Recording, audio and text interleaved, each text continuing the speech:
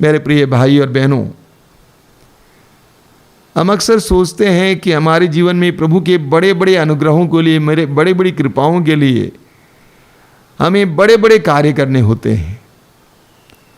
लेकिन आज स्तोत्रकार हमें बताता है स्तोत्र 34 में कैसे हम प्रभु की कृपाओं को प्राप्त कर सकते हैं। ध्यान से सुनिएगा, कैसे हमें भरपूर जीवन मिल सकता है, कैसे हमें शांति मिल सकती है, इसके बारे में स्तोत्र 34 के वाक्य 13 और 14 में स्तोत्रकार हमें एक बहुत सुंदर सूत्र, एक सुंदर मंत्र बताते हैं।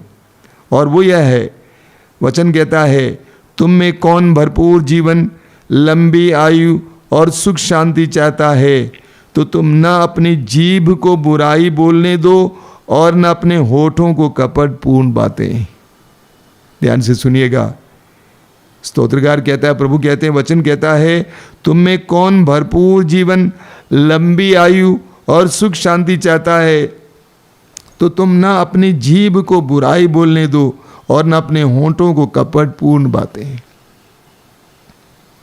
प्रभु का वचन कहता है, अगर तुम भरपूर जीवन जीना चाहते हो, तुम लंबी आयु चाहते हो, तुम सुख शांति चाहते हो, तो तुम ना तो अपनी जीभ को बुराई बोलने दो और न अपने होंठों को कपटपूर्ण बातें।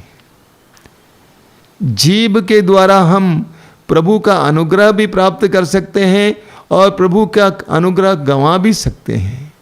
तो जीभ कितना महत्वपूर्ण है, आज हम इस पर मनन चिंतन करेंगे। हमें मत्ती के सुसमाचार के अध्याय 13 में बहुत से दृष्टांत पढ़ने को मिलता है। प्रभु यीशु ईश्वर के राज्य के बारे में कई दृष्टांत सुनाते हैं। एक दृष्टांत है बीज बोने वाले का दृष्टांत, जिसका अर्थ प्रभु समझाते हैं, और बोने वाला कौन है? प्रभु यीशु है। दूसरा दृष्टांत है जंगली बीज का दृष्टांत। वहां पर वाक्य 37 में प्रभु कहते हैं, मत्ती अध्याय 13 वाक्य 37 में प्रभु कहते हैं, मानव पुत्र अच्छा बीज बोता है। मानव पुत्र अच्छा बीज बोता है। प्रभु यीशु इस संसार में सुसमाचार रूपी बीज बोने के लिए आए, ईश्वर के वचन रूपी बीज बोने के लिए आए, और उन्होंने यही किया। अब सवाल ही खड़ा होता है, मैं कैसा बीज बोता हूं?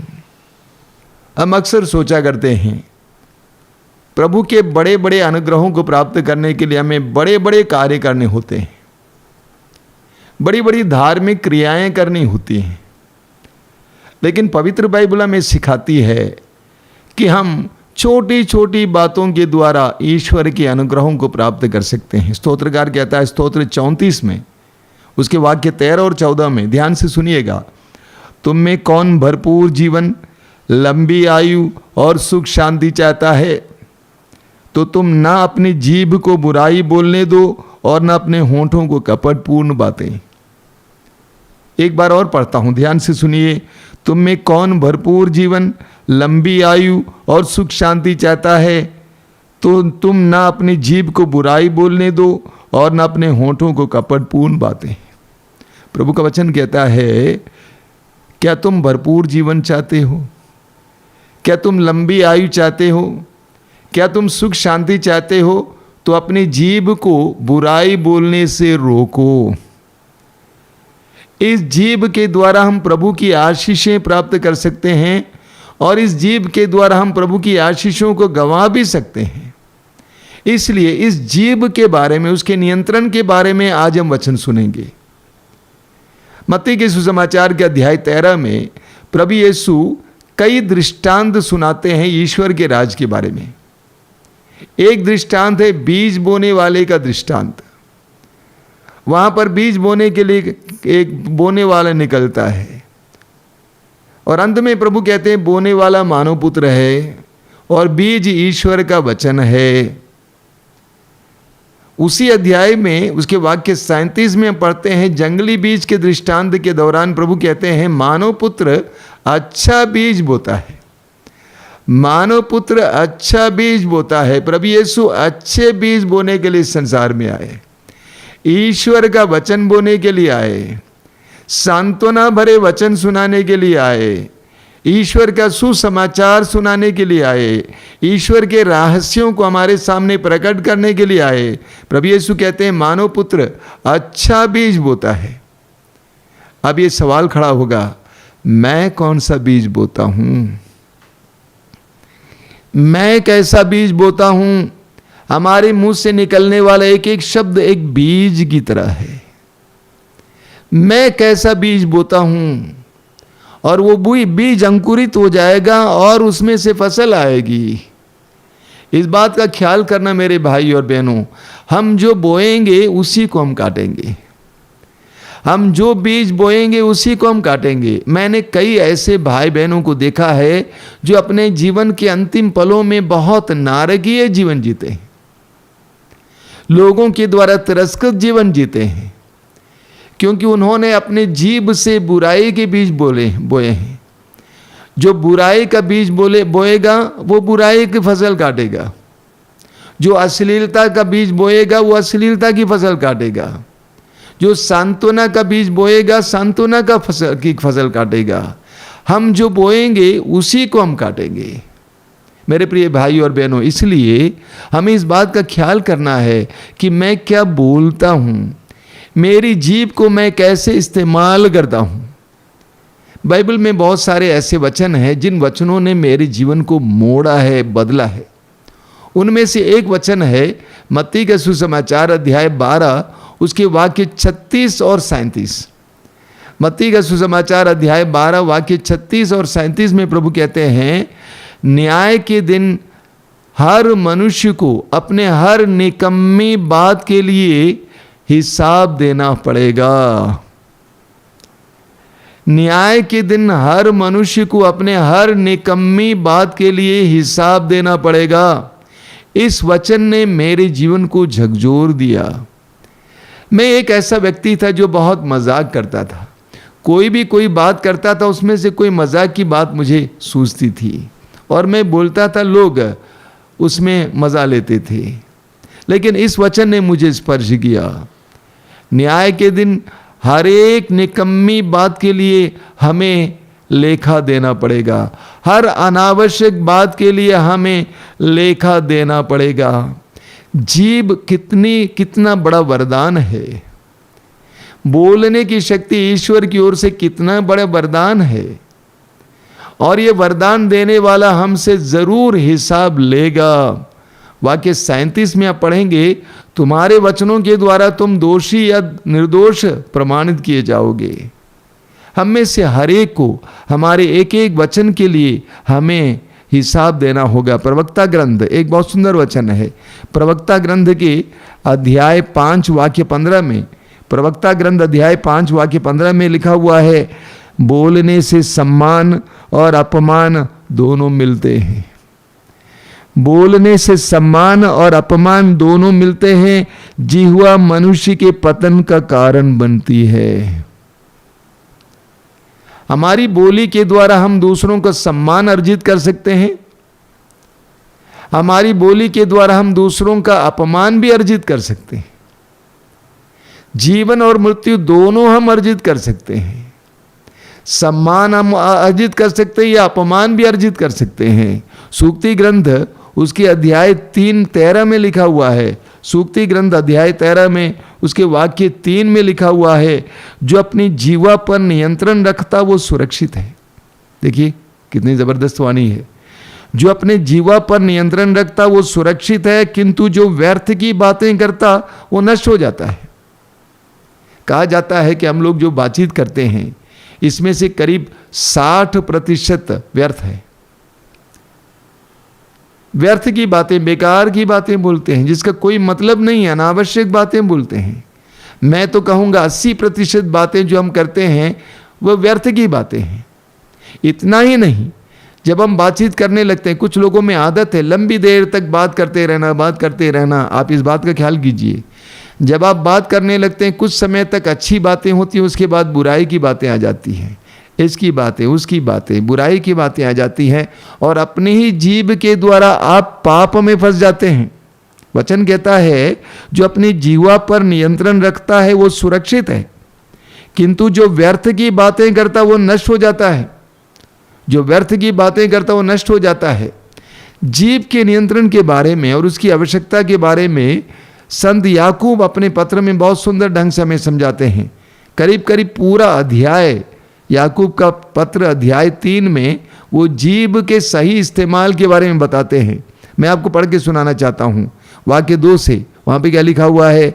जो कभी गलत बात नहीं कहता वह पहुंचा हुआ मनुष्य है।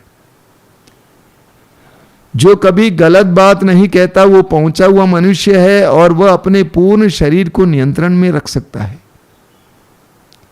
जो अपने जुबान को नियंत्रण में रख पाता है वो अपने पूरे शरीर को नियंत्रण में रख सकता है और वो पहुंचा हुआ मनुष्य है। आगे देखिए वाक्य 3 से। यदि हम घोड़ों को वश में रखने के लिए उनके मुंह में लगाम लगाते हैं तो उनके सारे शरीर को इधर उधर घुमा सकते हैं। घोड़ों को हम लगाम लगाते हैं और उसको इस्तेमाल करते हैं, उसको सही दिशा में ले जाते हैं। अगला उदाहरण लीजिए, जहाज का उदाहरण लीजिए। वो कितना ही बड़ा क्यों ना हो और तेज हवा से भले ही बहाया जा रहा हो, तब भी वह कर्णधार की इच्छा के अनुसार एक छोटी सी पतवार से चलाया जाता है। देखिए, पुराने जमाने में जहाज पतवार से चलाया जाता था, एक छोटी सी पतवार से। उसी तरह हमारी जो जीभ है, ये जीभ हमें नियंत्रित करता है। आगे लिखा हुआ है, इसी प्रकार जीभ शरीर का एक छोटा सा अंग है किंतु वो शक्तिशाली होने का दावा कर सकती है। आगे देखिए, एक छोटी सी चिंगारी कितने विशाल वन में आग लगा सकती है। एक छोटी सी चिंगारी कितने विशाल वन में आग लगा सकती है। जीभ भी एक आग है जो हमारे अंगों के बीच हर प्रकार की बुराई का स्रोत है। एक छोटी सी चिंगारी पूरे जंगल को जला सकती है, भस्म कर सकती है।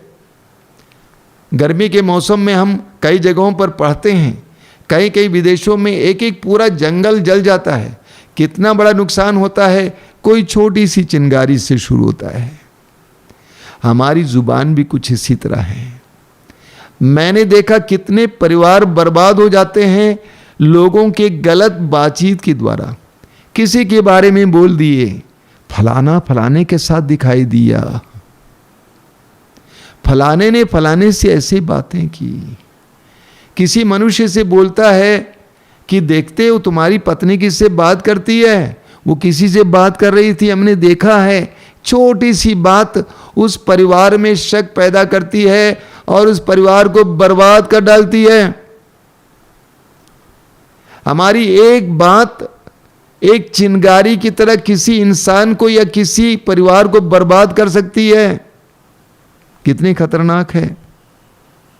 आगे लिखा हुआ है, हर प्रकार के पशु और पक्षी, रेंगने वाले जलचर जीव जंतु सबके सब मानव जाति द्वारा वश में किए जा सकते हैं या वश में किए जा चुके हैं, किंतु कोई मनुष्य अपने जीभ को वश में नहीं कर पाता है।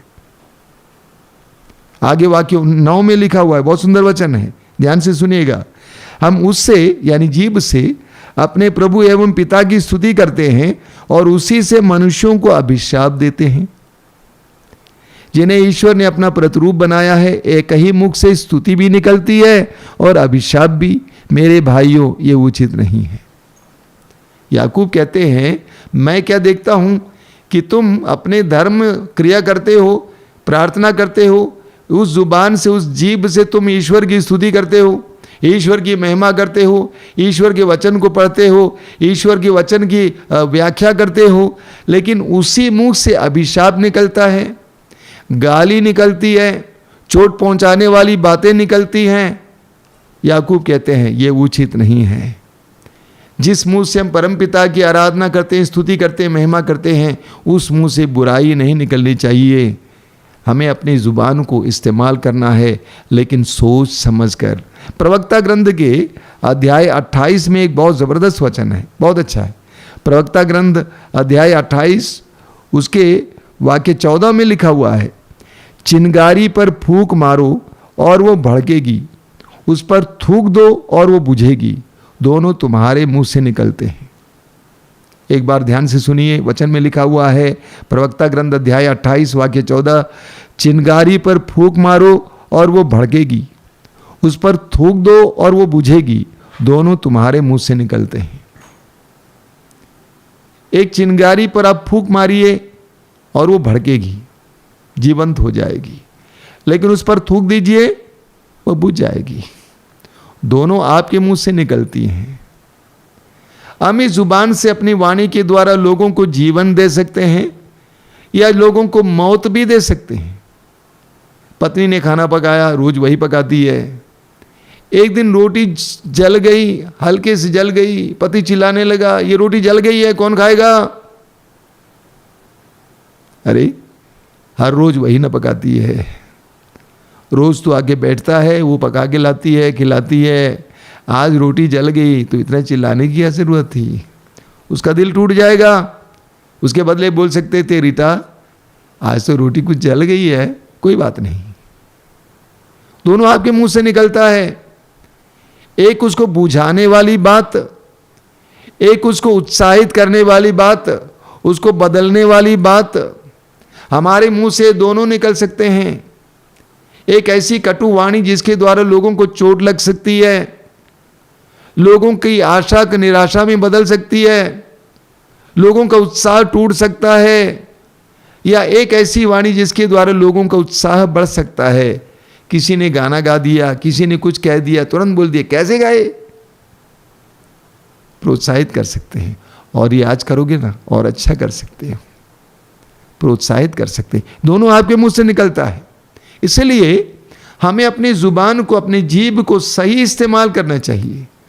एफेसियों के पत्र के अध्याय 4 वाक्य 29 में, एफेसी अध्याय 4 वाक्य 29 में संत पौलुस बताते हैं कि हमें कैसे अपनी जुबान को, अपनी जीभ को इस्तेमाल करना चाहिए। वचन में लिखा हुआ है, एफेसी अध्याय 4 वाक्य 29, आपके मुख से कोई अश्लील बात नहीं, बल्कि ऐसे शब्द निकलें जो अवसर के अनुरूप दूसरों के निर्माण तथा कल्याण में सहायक हो। आपके मुंह से ऐसे शब्द निकलें जो दूसरों के निर्माण तथा कल्याण में सहायक हो। दूसरों को तोड़ने वाले, विनाश करने वाली बातें नहीं, बल्कि दूसरों के कल्याण की बातें और दूसरों के निर्माण की बातें। हमें रियाज करने की आवश्यकता है। मैं जानता हूं कि हम में से कई लोगों को उटपटांग बोलने की आदत है, कुछ भी बोलने की आदत है, कभी भी बोलने की आदत है, अनावश्यक बातें बोलने की आदत है, कटुवाणी बोलने की आदत है, मन में कुछ बात रखते हुए बोलने की आदत है, गंदी बातें बोलने की आदत है, गाली बोलने की आदत है। हमें इस जुबान को नियंत्रित करने की जरूरत है, कंट्रोल करने की जरूरत है। हमें इस जुबान को कंट्रोल करने की जरूरत है, लेकिन इस बात का भी ख्याल करेंगे। लूकास का सुसमाचार उसके अध्याय 6 वाक्य 45 में प्रभु कहते हैं, जो हृदय में भरा रहता है वही मुंह के द्वारा बाहर आता है। लूकास अध्याय 6 वाक्य 45, जो हृदय में भरा रहता है वही मुंह के द्वारा बाहर आ जाता है। अगर हृदय में कटुता भरी हुई है तो वह मुंह के द्वारा बाहर आ जाएगी। अगर हृदय में अश्लीलता भरी हुई है हमारे मुंह के द्वारा वो बाहर आ जाएगी। गालियाँ, गंदगी भरी हुई है वो उसके द्वारा बाहर आ जाएगी। पाखंड और छल कपट भरा हुआ है वो उस हमारे मुंह के द्वारा बाहर आ जाएगी। तो हमारे हृदय में जो भरा हुआ है वही मुंह के द्वारा बाहर आ जाएगा। इसलिए हमें अच्छाई बोलनी, अभी अभी हमने कहा कि निर्माण की बातें बोलनी है, कल्याण की बातें बोलनी है, लेकिन ये तभी संभव है जब हमारा हृदय स्वच्छ है। हमारा हृदय स्वच्छ है, हमें अपने हृदय को स्वच्छ करने की जरूरत है। यानी हमारे मुंह से गंदी बातें निकलती है, इसका मतलब मेरा हृदय स्वच्छ नहीं है। हमारे मुंह से नकारात्मक बातें निकलती है, नेगेटिव चीजें निकलती है, इसका मतलब मेरा हृदय नेगेटिव है। हमारे मुंह से अश्लील बातें निकलती है, इसका मतलब मेरे हृदय में अश्लीलता है। हमारे मुंह से गालियां निकलती हैं, इसका मतलब मेरे हृदय में क्रोध है, कटुता है। तो हमारी वाणी के द्वारा हम पहचान सकते हैं कि हमारे हृदय में क्या है। हमें हृदय को शुद्ध करने के लिए प्रयास करने की जरूरत है। आज इस वचन को सुनने के बाद अपना ख्याल करना कि मेरे मुंह से क्या क्या शब्द निकलते हैं, मैं कैसे बात करता हूँ, क्या मेरे मुंह से नकारात्मक बातें निकलती हैं? इसका मतलब मेरे अंदर बहुत नकारात्मकता भरी हुई है। मुझे प्रभु से प्रार्थना करनी है कि प्रभु मेरे हृदय को शुद्ध कीजिए, पवित्र कीजिए। स्तोत्र 141 में स्तोत्रकार बहुत सुंदर प्रार्थना करता है, बहुत सुंदर है। स्तोत्र 141 उसके वाक्य 3 में, स्तोत्र 141 वाक्य 3 में स्तोत्रकार एक सुंदर प्रार्थना करता है। देखिए क्या प्रार्थना है। प्रभु मेरे मुख पर पहरा बैठा, प्रभु मेरे मुख पर पहरा बैठा, मेरे होंठों के द्वार की रखवाली कर। स्तोत्रकार समझता है, अपने आप को पहचानता है कि मैं अपने मुंह को, अपनी जुबान को, अपनी जीभ को कंट्रोल नहीं कर पाता हूं, मैं इसको नियंत्रित करने में कमजोर हूं। इसीलिए वो प्रभु से कहता है, प्रभु मेरे मुख पर पहरा बैठा दो, ताकि कोई गंदगी मेरे मुंह से बाहर ना निकले, कोई बुराई मेरे मुंह से बाहर ना निकले, कोई कटु वाणी मेरे मुंह से बाहर ना निकले। प्रभु मेरे मुख पर पहरा बैठा, मेरे होंठों के द्वार की रखवाली कर। बहुत सुंदर प्रार्थना है, हम लोग भी बोल सकते हैं रोज इस प्रार्थना को। बहुत सुंदर प्रार्थना। स्तोत्र 141 उसके वाक्य 3 में, प्रभु मेरे मुख पर पहरा बैठा, मेरे होंठों के द्वार की रखवाली कर। सुबह सुबह उठने के बाद हम प्रार्थना कर सकते हैं कि प्रभु मेरे मुख पर पहरा बैठा और मेरे होंठों के द्वार की रखवाली कर।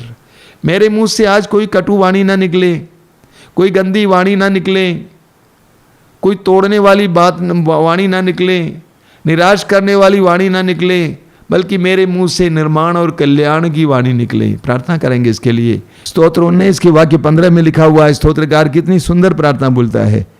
स्तोत्रकार कहता है, प्रभु तू मेरी चट्टान और मुक्तिदाता है, मेरे मुख से जो शब्द निकलते हैं और मेरे मन में जो विचार उठते हैं वे सब के सब तुझे प्रिय लगे। कितनी सुंदर प्रार्थना है। मेरे मुख से जो शब्द निकलते हैं और मेरे मन में जो विचार उठते हैं वे सब के सब तुझे प्रिय लगे। यानी मेरे मुंह से कोई ऐसे शब्द ना निकले जो तुझे प्रिय ना हो, मेरे मन में ऐसा कोई विचार ना आवे जो तुझे प्रिय ना हो। मेरे मुंह से निकलने वाले शब्द और मेरे मन में उठने वाले विचार सब के सब तुझे प्रिय लगे। ऐसे ही शब्द मैं बोलूं, ऐसे विचार मेरे मन में आए। ये हमारे प्रतिदिन की प्रार्थना में हम जोड़ सकते हैं। बार बार बोलना, प्रभु मेरे मुख से जो शब्द निकलते हैं और मेरे मन में जो विचार उठते हैं वे सब के सब तुझे प्रिय लगे। स्तोत्र 15 में स्तोत्रकार कहता है, प्रभु कौन तेरे शिविर में प्रवेश करेगा, कौन तेरे पवित्र पर्वत पर निवास कर सकेगा? वही जिसका आचरण निर्दोष है, जो सदा सत्कार्य करता है। आगे बोला जाता, आगे स्तोत्रकार कहता है, जो हृदय से सत्य बोलता है, जो हृदय से सत्य बोलता है और चुगली नहीं खाता, जो अपने भाई को नहीं ठगता और अपने पड़ोसी की निंदा नहीं करता है।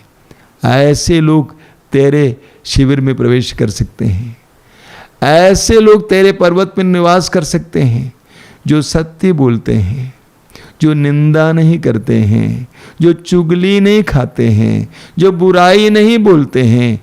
ऐसे लोग प्रभु के शिविर में प्रवेश कर सकते हैं, ऐसे लोग प्रभु के पर्वत पर निवास कर सकते हैं। मेरे प्रिय भाई और बहनों, स्तोत्रकार ने आज हमारे सामने एक सुंदर मंत्र रखा है। एक सुंदर मंत्र क्या के लिए? ईश्वर का अनुग्रह प्राप्त करने के लिए, भरपूर जीवन पाने के लिए, लंबी उम्र पाने के लिए, सुख शांति पाने के लिए अपनी जीभ को बुराई बोलने से रोकना, अपनी जीभ से बुराई निकलने नहीं देना। जैसा कि मैंने कहा, हमारे जीवन में, हमारे प्रतिदिन के जीवन में हम बहुत सारी बातें करते हैं। हमें काटना है, अनावश्यक बातें काटना है। आज मैं किसी से भी बात करने लगता हूँ तो तुरंत मेरे मन में ये विचार उठता है, क्या ये बोलना है कि नहीं बोलना है? अगर हाँ तो मैं बोलता हूँ, ना तो नहीं बोलता हूँ। हम अपने जीभ पर नियंत्रण रखें, प्रभु की आशीष पाएं, भरपूर जीवन पाएं, लंबी उम्र पाएं, शांति पाएं। आइए हम प्रार्थना करें। प्रभु यीशु, धन्यवाद देते हैं तेरे पवित्र वचनों के लिए। तेरे दिव्य वचनों में शक्ति है, सामर्थ्य में विश्वास करता हूं। प्रभु तूने कहा जो शिक्षा मैंने तुम्हें दी है उसके द्वारा तुम शुद्ध किए गए हो। जो शिक्षा मैंने तुम्हें दी है उसके द्वारा तुम शुद्ध किए गए हो। तेरी वाणी के द्वारा हम शुद्ध किए जाते हैं। तूने अपने पिता से प्रार्थना की, पिता उन्हें सत्य के प्रति समर्पित कर, और तेरी वाणी ही सत्य है। तेरी वाणी हमें शुद्ध करती है, पवित्र करती है। स्तोत्रकार कहता है कि मैंने प्रभु की वाणी को अपने हृदय में संचित रखा, जिससे मैं प्रभु के विरुद्ध पाप न करूं। प्रभु हमें अपने होंठों को शुद्ध रखने की कृपा दीजिए। हमारे होंठों को शुद्ध रखने की कृपा दीजिए। जिस तरह पेंतकोस्त के दिन पवित्र आत्मा के द्वारा प्रेरितों के जीव पवित्र आत्मा के अधीन हुआ, उसी तरह हमारे जीवों को भी अपने अधीन कर, पवित्र आत्मा के अधीन कर, शुद्ध कर, पवित्र कर। जिस तरह इस्यास नबी के ग्रंथ के अध्याय 6 में इस्यास नबी ने अनुभव किया, उस सराफिम ने आकर जलते हुए अंगारे से इस्यास के होंठ को स्पर्श किया और वो शुद्ध हो गया। हमारे होंठों को भी शुद्ध कर, पवित्र कर। प्रभु यीशु इन वचनों को सुनने वाले एक एक भाई के होंठ को इस समय शुद्ध कर, पवित्र कर। पवित्र आत्मा की आग से उन्हें स्पर्श कर, इस समय उनके होंठों को शुद्ध कर, पवित्र कर, ताकि उनके होंठों से निर्माण की बातें निकलें, कल्याण की बातें निकलें, अनुग्रह की बातें निकलें, सांत्वना की बातें निकलें, आशीष की बातें निकलें। हमारी इस प्रार्थना को ग्रहण कर प्रभु। आमीन।